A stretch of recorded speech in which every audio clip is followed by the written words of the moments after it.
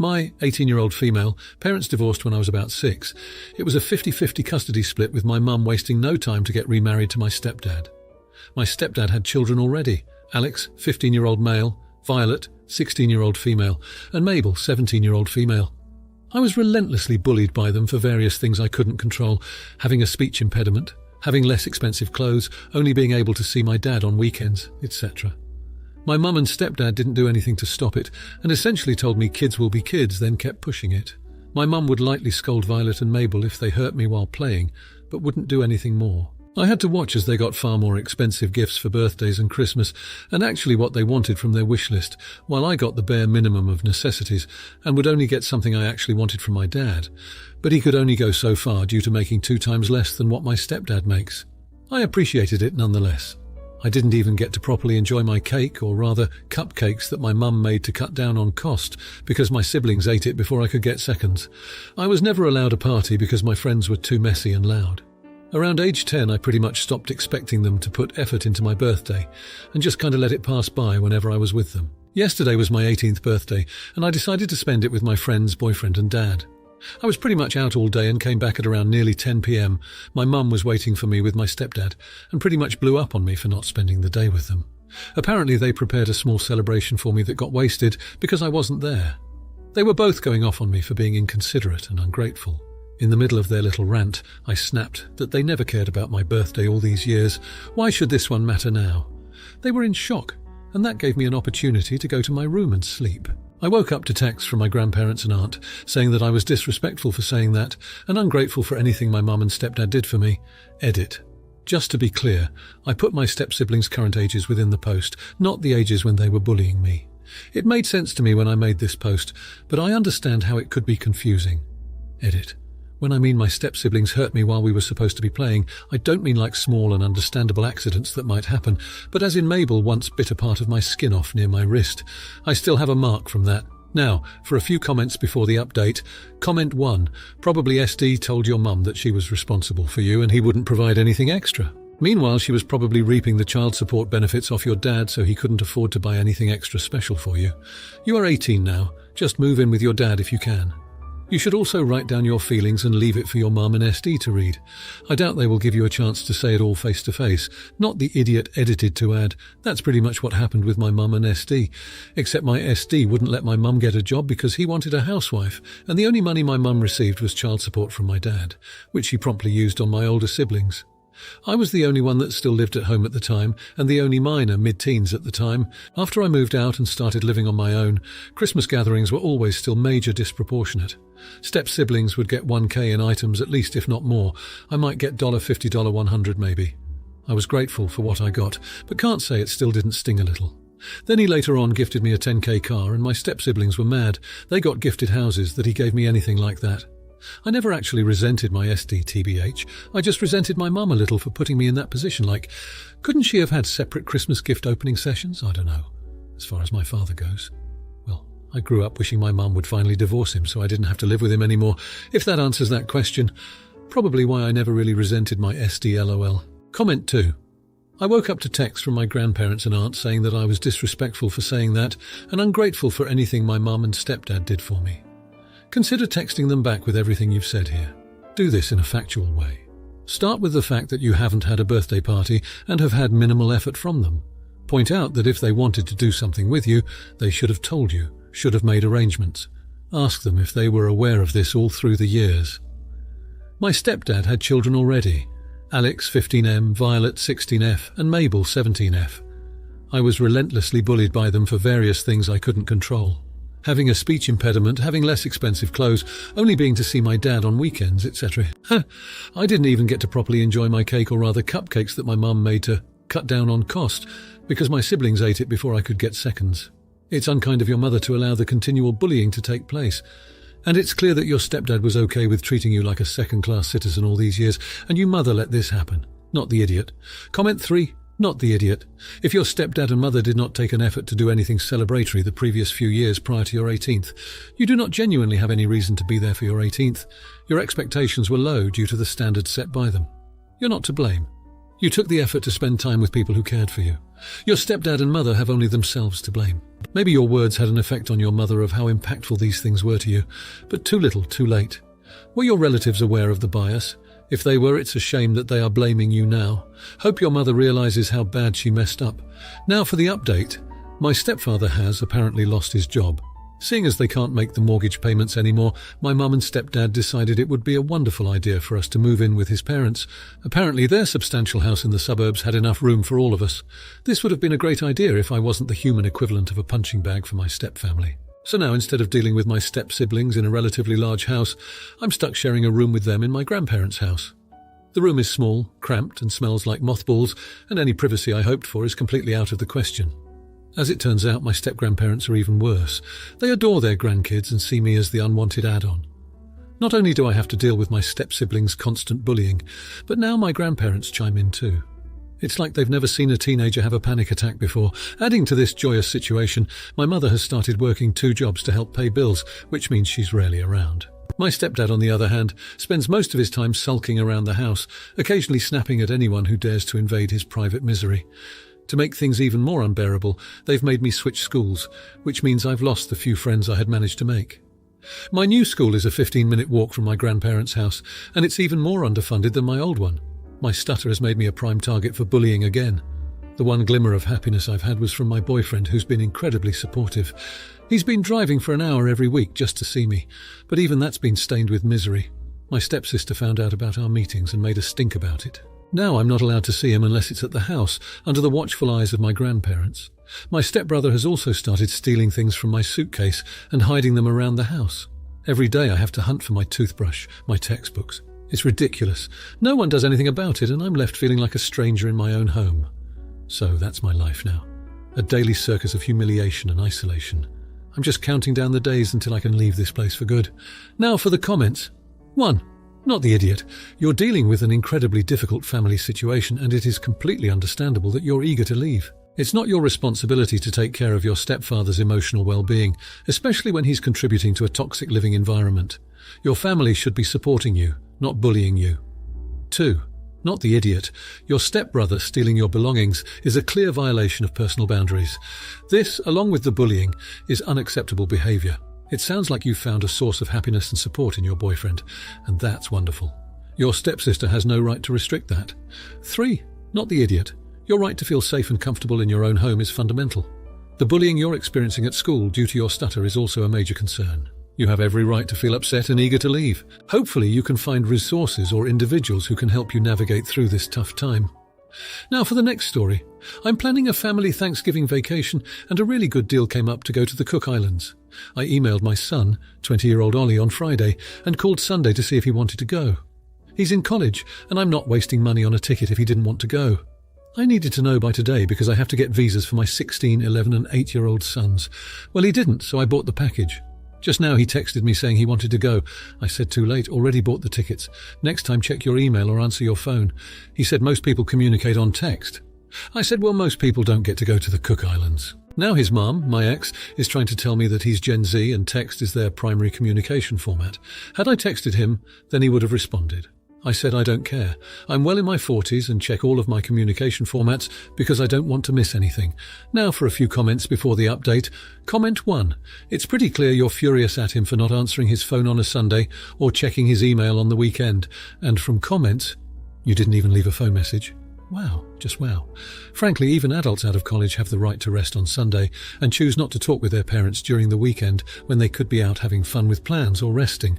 Also, it's completely unreasonable to assume people check their email on the weekend. He got your message and called back the very next day. That's responsible and respectful, and definitely more than most in college. I think your ex is right that there's something not being understood about cell phones. I grew up before cell phones too, and when we just had landlines, there was healthy breathing room between the life you had outside the house and someone's ability to contact you. Since now people have phones constantly on them, there's a different standard understood behavior that voice calls will not always be picked up or answered immediately, and urgent messages should be by text. In the age of cell phones, it's necessary for your son's mental sanity to have some breathing room here, especially on a Sunday. Calling back the very next day is actually really responsible for anyone. Being angry about an unreasonable expectation that anyone is 100% required to pick up a phone on a Sunday, and not listening to your ex that texting is normal for urgent messages, and then using that anger to deny your son's ability to join his family for Thanksgiving is, well, it's really not great. Your son had no ideas he needed to confirm a vacation this weekend, and you were the one who set up the unreasonable expectation that your son has to answer the phone on one specific day, namely a Sunday when it's normal to rest or have plans. Then on top of that, you booked a trip for the entire family without him. Yeah, you're the idiot. And I hope it comes across that I'm really trying to give you perspective as someone who did grow up in landline culture and did make the transitions to cell phones. Comment 2. You might want to read up on communication theory, specifically the Shannon-Weaver model. It's old, but one of the best ideas of all time. It's all about noise in communication like semantics, static, racism, etc. But it was missing one thing that Schramm worked out in something like 1960. You couldn't know a one-way message ever got through, so Schramm added a feedback loop. This is a sturdy basis for the idea that we send a backup message, something really modern, like a frigging voicemail, which is like an old-school answer phone. When the receiver, your son, gets the message, he feeds back using his telephone. Crazy stuff. You set him up to fail deliberately by ignoring the fact that he never got the message. You have proved that not only do kids today ignore their parents' relentless phone calls, but that you're also a jerk. Leave a message and send a text. You send a text in case his phone is out of range because it will get through even when your own signal is weak. I'm sure Claude Shannon and Warren Weaver, as well as Schramm, whoever that was, would also say you're the idiot. Edited spelling. Edit 2. Why haven't you responded to my message? God damn it, what's wrong with you? You out having fun? Answer me. I even wrote it down. You're supposed to drop everything when I make contact. Comment 3. You're the idiot. On many fronts. 1. You emailed him Friday. Hardly surprising he didn't check email over the weekend. 2. You called but didn't leave a message. So he sees a missed message when he's out with friends or a date or watching a movie. Surely you don't expect him to call right back. 3. Then you arrogantly complain that a missed call from you is more important than a message. What a load of horse shit. Unless you never call him just to catch up. My kids would never call me back without a message. 4. Then he calls you on Monday, likely after catching up with his weekend emails, but you just shut him down. You could have said, let me see if there are still affordable plane tickets, rather than punishing him for not following your rigid rules to the letter. 5. It's over a weekend and he responded in a reasonable time frame. Give him a break. You gave him far too little warning to justify kicking him out of a once-in-a-lifetime family vacation. It's quite clear that you don't care if your son goes on the trip with you or not. Your whole post sounds like some stupid controlling power trip. Get over yourself and find some way to make this right, because your attitude is quite unreasonable. Now, for the update. So, here's the latest. After I posted, Ollie and I got into a long conversation about communication, expectations and responsibility. Turns out, Ollie had been dealing with a lot of stress at college, and my messages about the trip just slipped through the cracks. He apologised for not responding on time, and acknowledged that he should have been more proactive. In turn, I realised that I could have been more understanding of his situation. Yes, he's an adult now, but he's also navigating a whole lot of new responsibilities, and sometimes things can get overwhelming. I apologised for brushing off his feelings and not trying to understand where he was coming from. Now, here comes the heartwarming bit. My other 3 sons, after seeing the whole ordeal, decided to pitch in some of their own money to buy a ticket for Ollie. They didn't want their brother to miss out on the family vacation. It was a bit more expensive than the ones I purchased earlier, but they insisted. I've never been prouder of them. Ollie was over the moon when he found out, and he thanked his brothers. He also promised me that he will work on his communication skills.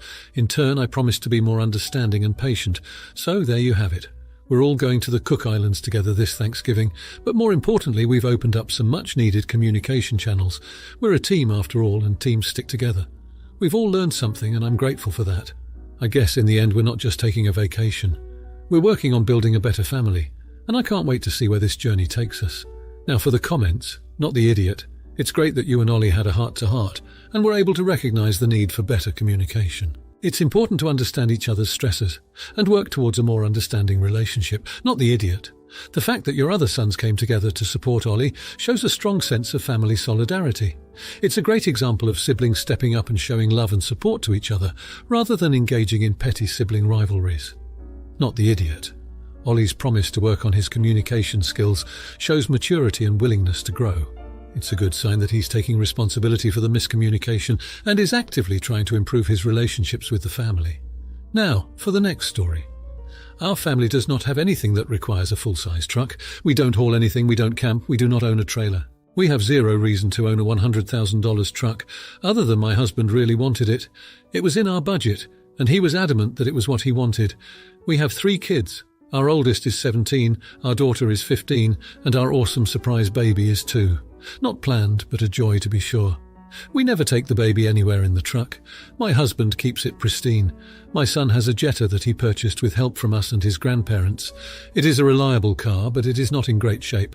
I have a Porsche Cayenne that is our family vehicle. The back seat has the usual stains from the baby.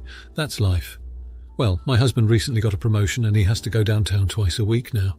He tried driving his truck, but it won't fit in the parking garage at his office. He had to park a block away at a surface lot where hooligans and ne'er-do-wells might harm it. He asked me if he could use my car on the days he goes into work. I said that wouldn't be a problem.